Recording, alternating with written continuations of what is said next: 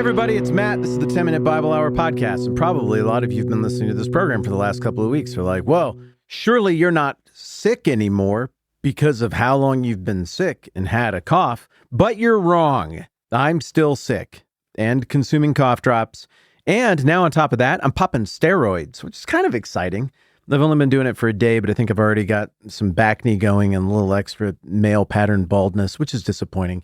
Speaking of that male pattern baldness, I was watching this heady drama show the other day on HBO, and they made fun of Matts who were bald. What the heck? I'm a meme. It was a bunch of dudes who were all like in their 40s or something, and they weren't being portrayed in a particularly flattering light. They were all insecure and stuff. Every single one of them was a bald dude with a beard, and the joke was somebody was like, watch this. Hey, Matt. And they all looked over at once. That ain't good. Great. Now I can't be differentiated from other Matts anymore because we're apparently all the same thing, and now it's a great big joke. Speaking of moments in history, when there was a glut on one particular name and a whole bunch of people with the same name were right by each other and it might have been a little bit confusing, how about the 1st century AD and Bible times when apparently a lot of people were named John, which can be terribly confusing because the only two names that we've seen so far in the Gospel of John are John and John, but they're not the same guy. Now, in fairness, John, the author of the Gospel of John, wouldn't have thought this was confusing because he didn't sign his gospel. This is not a vanity project to him. All the evidence inside the Gospel of John says that this book was written by John, the beloved disciple of Jesus, and the John who was a leader in the early church and the only original disciple of Jesus to not be martyred. John lived out his days and lived to old age. Sometimes he's called John the Evangelist. So it's kind of confusing when we're saying John all the time, talking about the guy who wrote the thing. But then the only human character whose name is straight up given in the first 15 or so verses here is also John. But this is John the Baptist. And like I've been telling you, that's why even though it's not in the text, I keep saying the Baptist after I read John anywhere here in John chapter 1. John the Baptist, we started talking about him yesterday. He was a huge deal, probably more famous than Jesus, at least for a little while. And John the Gospel writer is feeling some pressure to make it make sense to the audience how these two guys fit together. John the Baptist is a really big deal, but he is not the Logos. He's not the Word. He's not God in the flesh. He's not the one you need to put your faith in. He himself was not the light. He, John the Baptist, came only as a witness to the light. Now, the true light that gives light to every man was coming into the world. That's Jesus. So if John the Evangelist thought John the Baptist was a big enough deal to be the first named human character in his book, then we should probably pay attention to John as well and bring ourselves up to speed on what the deal is with him. To do that, we're going to turn back one book of the Bible to the Gospel of Luke. I say this often, but I'm going to say it again. I know a lot of you have been around the Bible for a very long time. I know others of you are newer to this, and I want to keep everybody in mind, so we're all moving forward together. So there are 4 Gospel accounts in the New Testament: Matthew, Mark, Luke, and John. They all tell the story of the life, death, resurrection teachings of Jesus. They all exhort the audience, though they are written to different audiences, to believe in Jesus. And Luke stands out among the Gospels because he took a very workmanlike, academic, almost journalistic approach to telling the story of Jesus. Luke opens his Gospel with an explanation of his methodology, and then he gets into the story. And what do you know? Just like John, Luke doesn't open his story right on Jesus of Nazareth. He starts with John the Baptist as well. Here in verse 5, he gets going. In the time of Herod, king of Judea, there was a priest named Zechariah who belonged to the priestly division of Abijah. His wife Elizabeth was also a descendant of Aaron. There's a lot of inside baseball going on in that verse, and I've been told that the phrase inside baseball is inside baseball, so I probably need to stop using it. Inside baseball just means insider knowledge. So let's see if we can break this all down real quick. Herod, king of Judea, is a non-Jewish king who ruled in Judea for the Romans. He and his dad found favor in the Roman court during the turmoil at the end of the time of Julius Caesar and Pompey, and during the time of the civil war that came after Caesar's assassination in 44 BC, that eventually led to Caesar Augustus being on the throne as the first emperor of the Roman Empire. In all of that mess, the Herod family figured out that chaos is a ladder, and they climbed to the top. They ended up in charge of Judea and some surrounding provinces as well. But Luke isn't really getting into Herod here. It just kind of sets this in time. So we're probably talking, Herod died, I think, in 4 BC. So we're probably talking like 4, 5, 6 BC, somewhere in here. Don't worry about the dates, by the way. The whole AD BC division was flung together in the Middle Ages. They didn't have the internet back then. The people who worked on this, the academics, they did their best, but Jesus was almost surely born BC, before Christ. So it's kind of weird. It's not a Bible error. It's a medieval counting error. So we got this King Herod, and then we've got this priest named Zechariah. And this Zechariah guy belongs to the priestly division of Abijah. Okay, priestly divisions.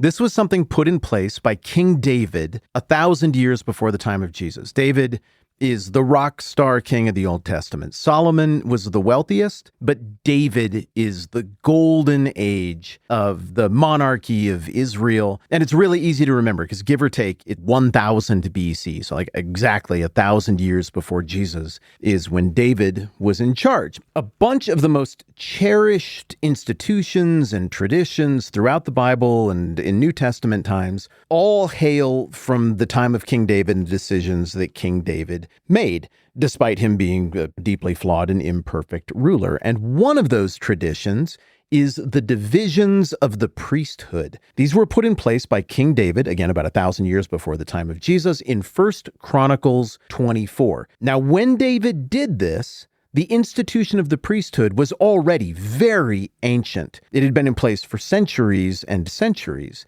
You might recall that there are 12 tribes of Israel, or roughly 12. We say 12. And when Canaan got conquered in the book of Joshua, all but one of those tribes were given a region in which to live. One was excluded, though, and that was the tribe of Levi. The Levites didn't get land to work in order to provide for themselves. Instead, they were to live off the tithes and offerings of the other 11 tribes. Their job was to carry out the religious duties of the people. All the priests would come from the line of Levi. All the people who work alongside them to make all the religious life of everything go, the temple life go, they would all be descended from Levi as well. Levi had some very famous descendants, most notably Moses and his brother Aaron.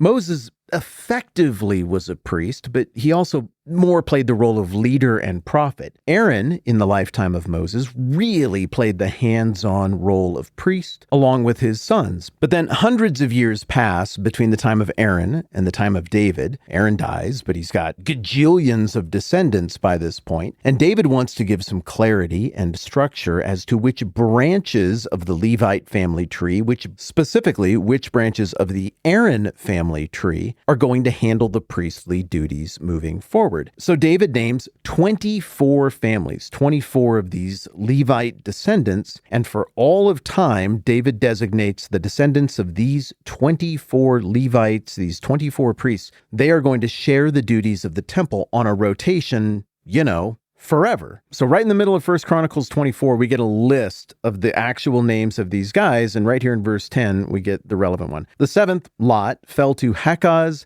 the 8th to Abijah. There it is, right there. Abijah's descendants would serve in the temple then for all of time, roughly 2 weeks every year. And the way the rotation worked is the descendants of Abijah, 2 weeks a year, would go hard for 7 days. They would start at noon on the Sabbath and work all week, and then they would hand it off to descendants of the next priestly division that was up at noon a week later. And then some other time in the year, they would get another one. And I assume just because of math, there's a few leftover weeks in there, that some years they would end up having to do this 3 times. And we can tell that there's continuity with this system all the way through the Old Testament. David sets this up in 1 Chronicles 24, roughly 1,000 years before Jesus. And then in Nehemiah 12, which is going to be set in around the mid-440s BC, so 550 years later, we see that it's still working. We got Nehemiah ensuring that all the priests are in their rotation and doing the right thing. And Nehemiah 12:17 says, of Abijah's priestly division, And then it lists some guys who were alive, descended from Abijah at that time, who were doing priestly things. And then we turn the page over to Luke 1, and what do you know? The priestly divisions are still in place. In the time of Herod, king of Judea, there was a priest named Zechariah who belonged to the priestly division of Abijah. His wife Elizabeth was also a descendant of Aaron.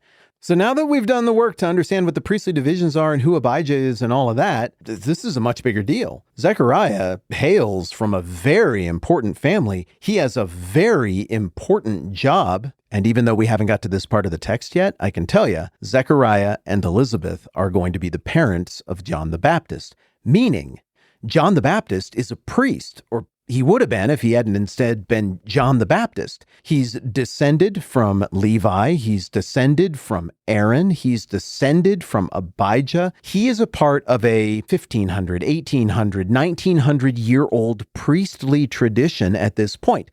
And what do the priests do? They're mediators. They go between. They pave the way to connect the people with God. What is John the Baptist going to do? Well, in a way, even though he's not going to be the one conducting the sacrifices, he's going to be the mediator who points people to the true light, the true Logos, the true Word, who is Jesus, maybe more than any priest in all of history, particularly to the original Jewish audience, who John the Baptist was and who he hailed from and what his role in society and his family's role was all about. These details would have really popped for them. And when they would have read further about John the Baptist and figured out who he was and what he was doing, there's a whole lot of people in that original audience who would have been like, oh, wow, I see it. That is some incredible symmetry. We made it through literally one verse of talking about John the Baptist today, but there was a lot of, we needed to chase all that down. It was important. There are payoffs here. We're nowhere near done with John the Baptist, and we'll keep working on him and his story next time around. I'm Matt. This is the 10-Minute Bible Hour podcast. Let's do this again soon.